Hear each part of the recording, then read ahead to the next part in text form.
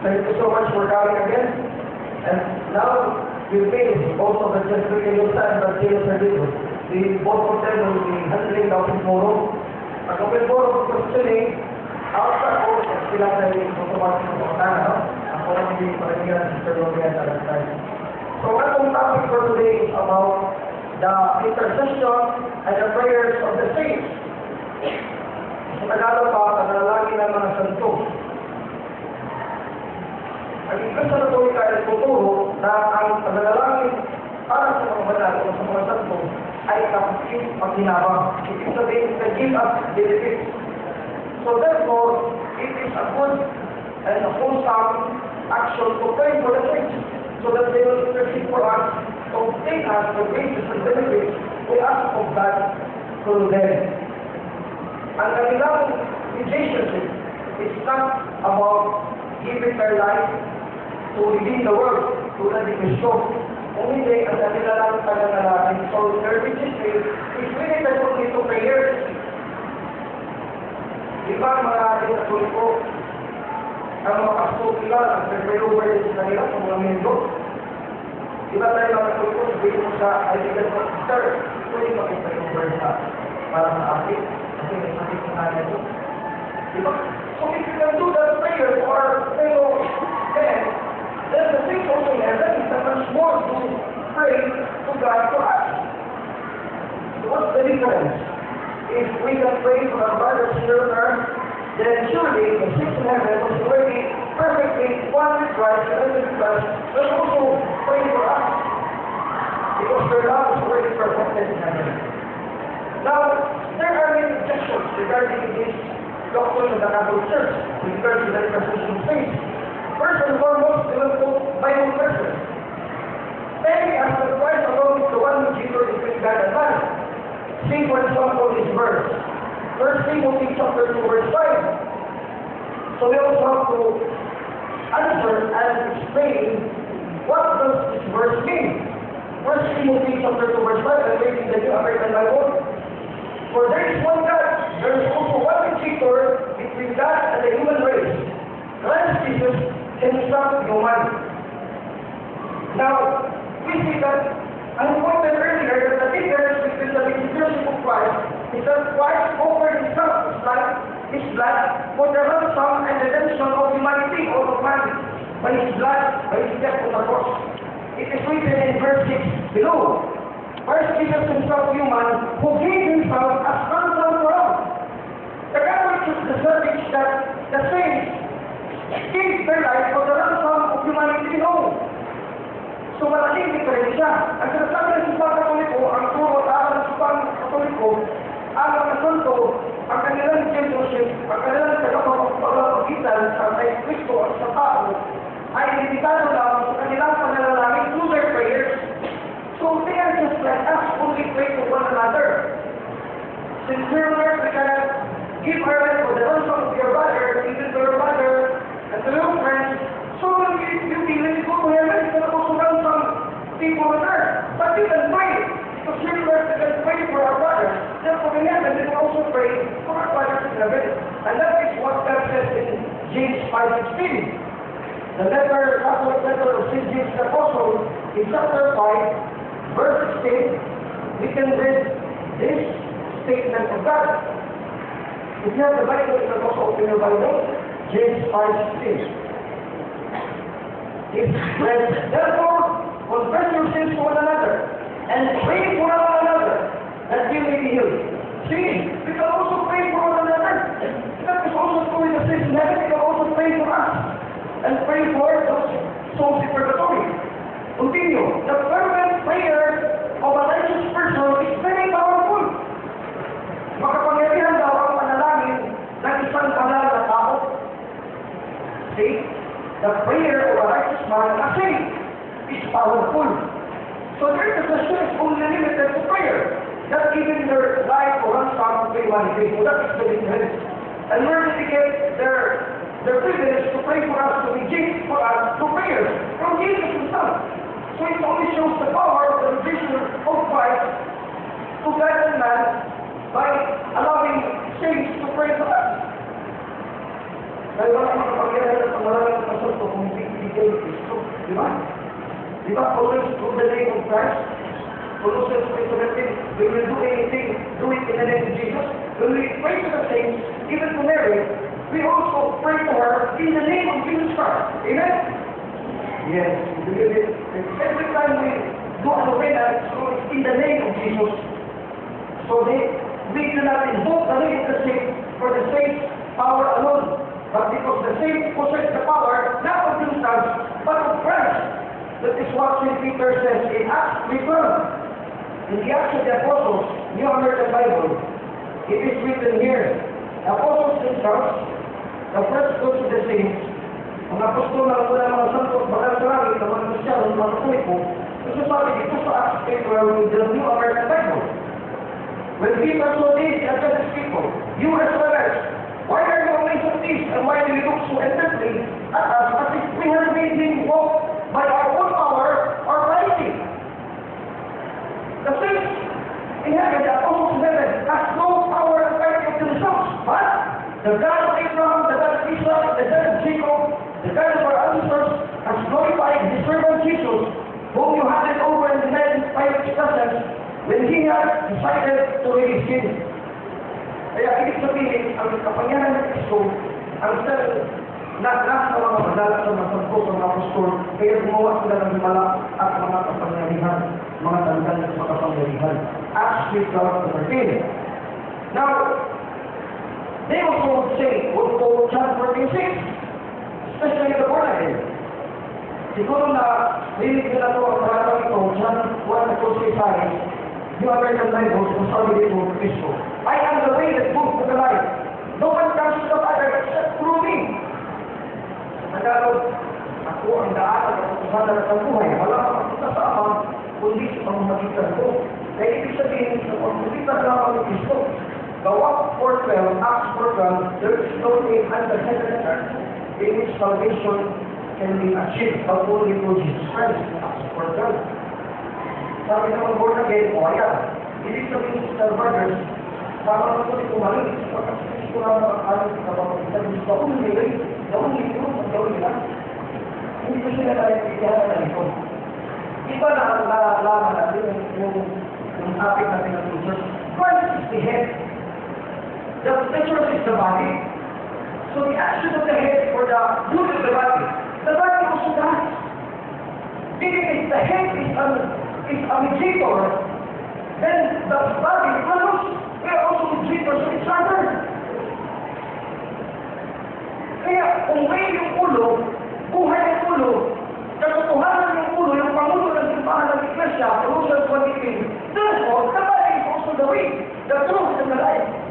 Why the body, the church, is the life? Because only the Catholic Church we have the Mass, the Eucharist.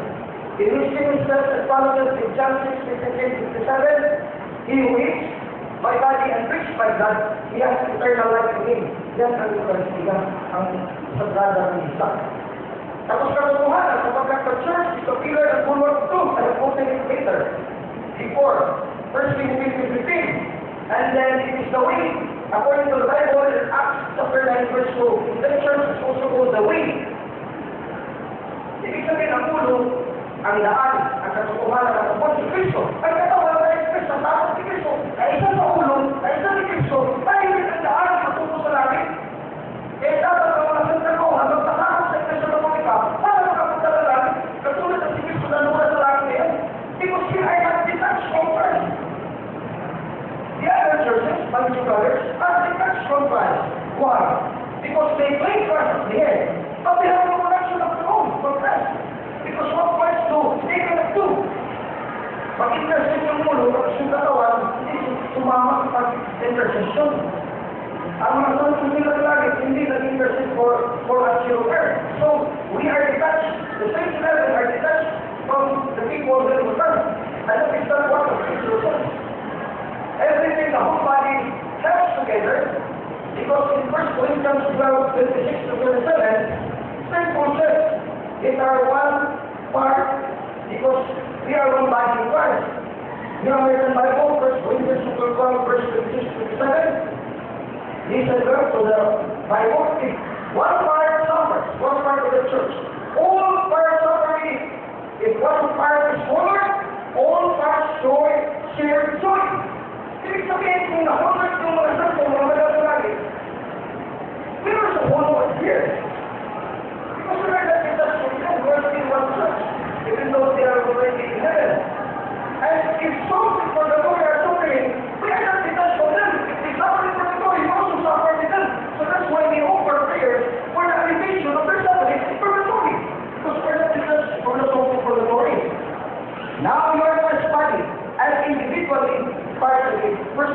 12, 26, 27. Yun ang tinatawag na aral at doktrina ng simbahan katoliko ukol sa rin ng mga apostol na tinatawag natin communion of saints. Now let's take note here the Catechism of the Catholic Church regarding the communion of saints. Here in 965, 956, the intercession of the saints. Being more closely united to Christ, the saints who dwell in heaven fix the whole church more firmly in holiness. They will cease to intercede with the Father for us, as they offer the miracles which they were on earth to the one mediator between God and men, Christ Jesus. So by their fraternal concern is our witness greatly helped. They quoted here from Dominic, St. Dominic, when he says, "Do not weep, for I shall be more useful to you after my death, and I shall help you then more effectively than during my life." Isang Dominic daw, isang santo na katoliko, bago siya namatay, sinabi niya sa kanyang mga kapatiran sa kanyang order, mga pari, kasama niya. Sabi niya, huwag kayong umiyak at maglumihan, sapagkat ako ay makikipag pag sinabahan niyo, mas lalo na ito sa kabilang buwan sa langit kaysa dito sa lupa. Kaya sabi ng santo, si Philip of Bishop in spite of the conversations by John Clark, sinabi ni Santa Teresa, "I want to spend my heaven in doing good on earth." She will also spend heaven, eternity with God, doing good on earth. So how do the saints do good on earth? By giving us graces and benefits through Christ, by asking for our benefit through their prayers, intercessory prayers. It is in 956 of the Catechism of the Catholic Church, the communion of saints. Now, they will say that the saints do not hear us because many are praying to one saint, for example, St. Vincent de Ferrer. How can the saints hear the prayers of many people all over the world? How many millions and billions of Catholics devoting to one saint, like Mary? Because they do not understand that the saints, when they go to heaven, they also share the power of Almighty God. They can hear the prayers of all the people on earth, addressing their prayers to them, simply because they are also empowered by the power of God. Where in the Bible? 1 John chapter 3, verse 2. Kung naman ang dos, dito sa King James Bible, sinasabi dito sa mga Israelatan, 1 John 3, King James Bible, "Beloved, now are we sons of God, and it does not yet appear what we shall be, but we know that when he shall appear, we shall be like him, for we shall see him as he is." 1 John 3:2, King James Bible. Ibig sabihin, sabi ng Santo, hindi ko natin alam ngayon na nangyayari sa atin, hindi ko mga anak ng Diyos. Pero sa araw, na atin na siya makikita, ibig sabihin, makikita na sila doon sa langit. Tayo ay makatulad na sa Kanya. We will be like him, like Jesus. If Jesus knows the prayers of all the people who are praying to Jesus, then also the saints will also know all the prayers addressed to them. Especially Mama Mary, 1 John 3:2. It's also written in 1 Corinthians chapter 13, verse 12. Now they will say, worship or veneration to the saints is forbidden in the Bible. That is a false charge because saints are venerated in the Bible. I will read to you that the first Christians venerated the saints here in the Testament. Where do you read? In the Acts of the Apostles, chapter 16, verse 29 to 30, King James Bible. The saints are also prayed to. It is a wrong concept to say, I will only pray with the saints. Nananalangin na kami kasama ng mga santo. Hindi, we also pray with the saints, it's true, but we also pray to the saints. We really pray to them. Our prayers are addressed to their personality. Why? Because they can help us. Where in the scriptures? Acts chapter 16, verse 9. And a vision appeared to Paul. Paul is the same Saint Paul, apostle. There stood a man of Macedonia and prayed to him, saying, anong prayer ng tao na taga Macedonia? Napakita kay Pablo, San Pablo Apostol, come over into Macedonia and help us. O, magpakaliwanag. Ay, kasinungalingan, ang pagsabi ng mga hindi katoliko, na wala mapabasa sa banal na kasulatan na ang santo ay nagdasal sa santo, meron gawa is place we read Acts 69. And they are venerated. Christians bow before the apostles and the saints. In the same chapter, chapter 16, but the verse is 29 to 30. Then he called for a light. The jailer sprang in and came trembling and fell down before Paul and Silas and brought them out and said, Lord, what must I do to be saved? See, the jailer trembled and fell down or bowed down before St. Paul and St. Barnabas and made a prayer saying, Lord, Panginoon, what would I do to be saved? They're interceding for the saints. They're asking for the intercession of Paul and Barnabas. Acts 16, 29 to 30. Therefore, the Protestants failed in their attack on the Catholic Church that the saints cannot be venerated and prayed to. Now, the angels are also prayed to. Where? Genesis chapter 48, verse 16. Jacob, our forefather, prayed to his angel to protect him and his sons. In Genesis 48, 16, we can read in the New Testament Bible. Then he begged them, Jacob, these words, may the God who raised my fathers Abraham and Isaac walk, the God who feed my shepherd forever to this day. May the angel who has delivered me from all harm bless this my voice, that in them I may be called, and the names of my fathers Abraham and Isaac, and they may become teeming multitudes upon earth. Genesis 48, 15, 16. Nananalangin si Jacob, saan yun? Look up your Bible. Write it in your notebook. Genesis 48, 15, 16. Joshua fell before and worshipped the angel before him. Where? Joshua 5, 13 to 15. Joshua 5, halapan 10 hanggang 15. Now, I would like to encourage you to buy this New American Bible because it's good for the youth. Mga kabataan katulad nyo, ito ay mayroong mga guides marami. Kaya English sa Bible, Bible, you can learn many things here. Joshua 5:13, we can read here in the scriptures. Well, Joshua was at Jericho. He raised his eyes and saw one who stood facing him, drawn sword in hand. Joshua went up to him and asked, are you one of us or our enemies? He replied, neither. I am the captain of the host of the Lord, and I have just arrived. Then Joshua fell prostrate to the ground in worship and said to him, what has my Lord to say to his servant? See, the captain of the host of the Lord, meaning the angel, replied to Joshua, remove your sandals from your feet, for the place on which you are standing is holy. And Joshua obeyed. Joshua 5:13 to 15. Joshua prayed to the angel, and he worshipped. And the word worship does not mean worship as God, but worship as angel. Ibig sabihin sa Griego, dulia, meaning not latria, because latria is worship due to God alone as God. Dulia is veneration or respect given to saints and angels. Yan ang ginagamit ng English sa napunta. Dulia and latria. Latria for God alone. Worship for God alone. Yan ang sinasabi ni Cristo sa Matthew 1:14. Thou shalt worship the Lord thy God, and him alone shalt thou serve. That is latria. Latria cannot be given to saints and angels. So, hindi tayo nakalabas sa sabi ni Cristo sa Matthew 1:14. Sapagkat latria ibig sabihin sa Diyos. Pero sa Galatians Santo, dulia. They also serve the saints. It's also written in Hebrews 6:10. You serve the saints, and you do well by keeping on serving the saints. And God will reward you for the good that you have done to the saints, serving them. Hebrews 6:10, King James Bible.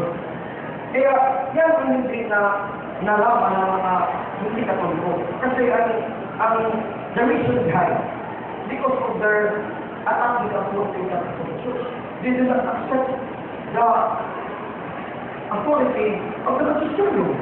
That's why they go to the Bible, and they're misled. Because they have no more time, they have no more living picture. That's why they do not know the true doctrine of the Christ is scriptures. Kaya ibig sabihin na misinterpret nila 2 Peter 3:16, they misinterpret the Bible to their own destruction. There are some who are ignorant, who read the scriptures, and misinterpret it to their own instructions. 2 Peter 3:16, giving Bible translation. Now, they would say, the saints are already dead. They cannot intercede for us. Nobody is in heaven or in hell, not even in purgatory. Wrong again. Because Christ said in Luke chapter 16 about Abraham and Lazarus, when Abraham died, the angels brought, no Abraham, not Abraham, but the poor man, Lazarus. When Lazarus died, the angels brought his soul to Abraham's bosom. Meaning Abraham still existed after death many years ago, in the time of Christ. And then when the rich man died, David, his soul was also brought to hell. Luke 16:22 to 32. Now even Christ, when he went to Mount Tabor in Matthew 17:1 to 5, the soul of Moses and Elijah appeared to him by himself. Di ba naalala niyo yung persecution? Kung ibuhalin mo na sa ito, kasama ni Kristo sa langit. Ano mo nagawin nila doon kung hindi sila makatulong sa atin? Bakit natulong sila tulad din natin na natulong kayo sa pagpako? Kaya malinaw ang sinasabi ng katikism that the communal says we are one with them. Now, it is a wonder why other churches, non-Catholic churches, claim to be the one true church. And yet, in spite of their claim, until now for 2,000 years, from the time of Martin Luther, the Lutheran Church, they cannot tell us who their saints are. Wala kong santo kahit isa. At dapat natin malaman na may mga santo talaga, mga pangalan ng santo nila, alam nyo tayo, hanggang sa Bible lang, hanggang kay St. John the Apostle, the last apostle who died, who wrote the Revelation to St. John. After St. John died, nobody knows, no Protestant knows, who other Christians became saints like St. John and the other apostles of the evangelists. That is a very big puzzle. Why is it not the true church which made holy these apostles like St. John? You know that St. John is already inherited Peter among the prophets and the apostles. Why after that, you cannot tell who the saints next to them are? But the Catholic Church has proofs of saints. Maraming na yung bunga ng mga santo. Sapagkat ang nagtatag, yung iba Katoliko ay santo na si Kristo. Walang iba, Matthew 16:18, bawat Peter na napagispak ay will-build ng church. Romans 11:16, if the tree and the root is holy, then the branches and the fruits are holy. Romans 11:16. So God is holy, the founder of the Catholic Church, produce fruits and branches, which are also holy the saints. Kaya yung ibang naralihan wala silang santo, huwag na siya magtakas, pagkat simple lang. Hindi na napagbabayal sa kanilang mga aral, sapagkat ang kanilang samahan, ang kanilang simbahan, ay tatag na ng tao, hindi si Kristo. Yan ang napagpayaw na hindi sabihin, sapagkat wala silang santo. I-declare ba ang mga pangalan ng santo? Siyempre, because the saints have the names. We will read in Hebrews 12:22-23. This will be the last point I will read to you, and after this we will proceed to the word book. Hebreo 12, talatang 23 hanggang 24. Pakinggan nyo. Lumapit na sa pagpipilipo na matinutuloy ng mga pangalan ng Diyos, na ang mga pangalan nila ay nakasulat sa langit. Lumapit na si Diyos sa hukom ng lahat, at sa mga espiritu ng mga tao itinuloy ng Diyos sa matuwid, at ginawa na niyang ganap. Lumapit kay Jesus na siyang nagpapamagitan natin sa Diyos sa bagong kasunduan. You see? Espiritu na naging ganap. The Spirit of the just made branches in heaven. We also have to go near to them lest we go to the Egypter who is Christ in heaven. And they have names in heaven, registered and written in heaven. So after the apostles, what other registered names in heaven? Nobody? No, the Catholic Church knows the name and declares the name. Where is the Bible? Hebrews 2:10-12. Hebreo Kapitulo 2, talatang 10 hanggang 12. Hebrews chapter 2, verse 10-12. That the name of the saints will always be declared in the congregation of God, in the church founded by God, according to the Scriptures. Hebrews 2:10-12. Ginawa ng Diyos ang lahat ng bagay, ginawa ito para sa sarili niya. Kaya marapat lang na pumayag siya maghirap si Jesus para lubos na madami Jesus ay narapat bilang pinagmumula ng kaligtasan. Sa ganoon, marami sa kanyang mga anak, ang mga mahabagilan niya na kailangan niya. Si Jesus ay naglilinis sa ating mga kasalanan, at ang kanyang ama ay siya din ating ama. Kaya hindi niya ikakahiya na ituring tayo magkapatid niya, at ito sinabi niya sa kanyang ama, O Ama, ikapahayag po sa ating mga kapatid ang kanilang pangalan. Ang mga ginawa mo at sa piling ng mga sumasamba sa iyo. At narito kasama mo ang mga anak ng Diyos na kanyang ibinigay sa akin. I will sing your praises in the congregation of the saints. Kaya mga santo, they will be known by the church because then we will sing praises to them. So they will be declared by the church. They were saved because they live a holy life, perfect life. Hebrews 12:14, no one can see that it is the holy. Hebrews 12:14, verse 22 to 23, there are already perfected spirits in heaven together with the angels and Jesus and God the Father. And they also perform miracles. 1 Kings 13:20 to 21, Elijah was already dead long time ago.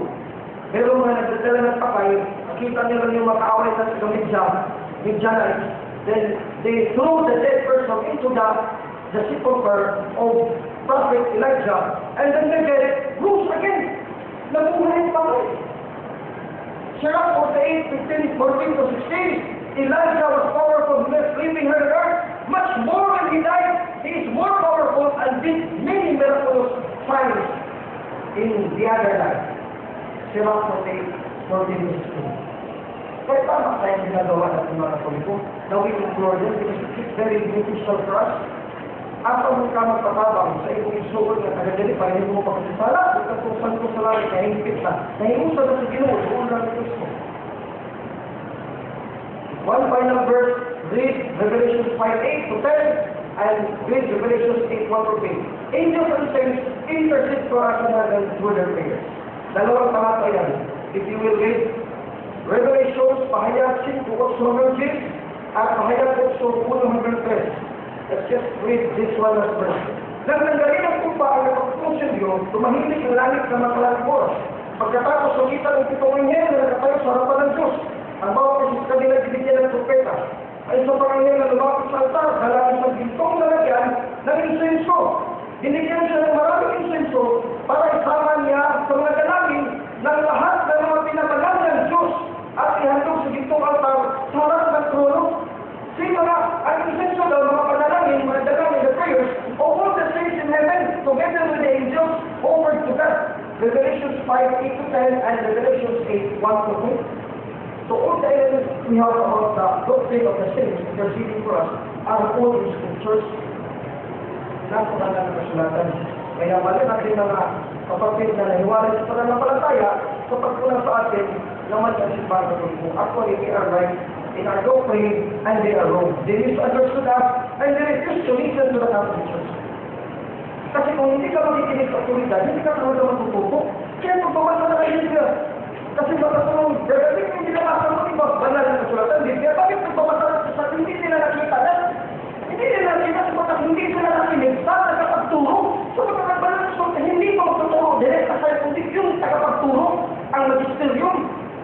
Hindi ka nakikinig sa magisterium. Kaya itong Biblia, hindi na magtuturo sa'yo. Ikaw ang magtuturo. Kaya sabihin ng banal na kasulatan, kaya magtabalik ka. This Pedro 10:16.